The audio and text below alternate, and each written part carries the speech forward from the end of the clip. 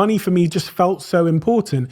The lack of money we had in our life was the reason that I had so much shame. It was the reason that my mum and dad would scream at each other so much about our house and about our finances and about Christmas and about all of these other things.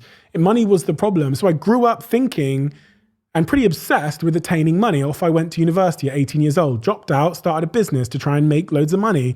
And then when I finally got money, say at 21, 22 years old, I had a really unhealthy relationship with it.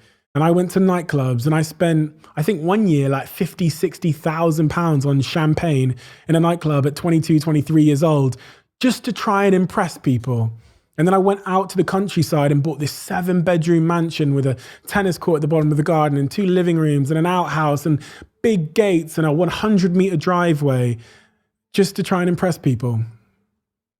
And this is a force in our lives which will ruin our lives if we don't understand it. And the thing that I came to learn after literally like 25 years and after being a puppet, you know, the puppet master being this thing that had happened to me as a kid, after being a puppet that didn't know why he was doing what he was doing, but was just buying these tables in nightclubs and buying material things and trying to show off to people, I came to learn that the thing that invalidated me when I was younger had become the thing that I sought validation from as an adult.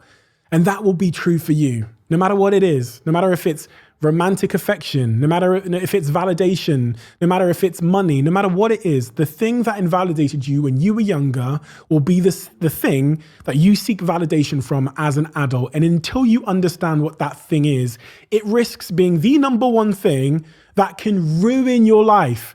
I've gone through every corner of my childhood to try and understand the things that made me feel invalid in order to understand some of the forces that are in play in my life right now as an adult. And honestly, it has liberated me. I wrote in my diary one day, the reasons I'll go broke. And it was pretty much this. It was because I was broke when I was a kid. And because that developed a really, psychological issue with money, where money for me became a plaster. It became the thing that would make me feel the opposite to whatever shame is. And I just think it's so important for everyone to think about the things that happened when they were young and to understand the forces that invalidated them. Because if you don't understand them and if you can't make them conscious and hold them out in front of you and examine them, they will control your life subconsciously somewhere. And honestly, I've got to be honest, do I think I'll ever really overcome this unhealthy relationship I had with money?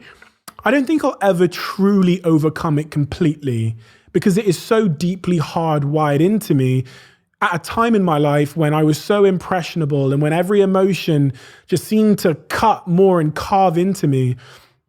But that's not really my aim. My aim isn't to overcome it. My aim is to become conscious of it. And if I can become conscious of it, it has less impact over me. And fortunately, where I'm at in my life now, I don't make those stupid, dumb decisions all of the time. Sometimes I make dumb decisions.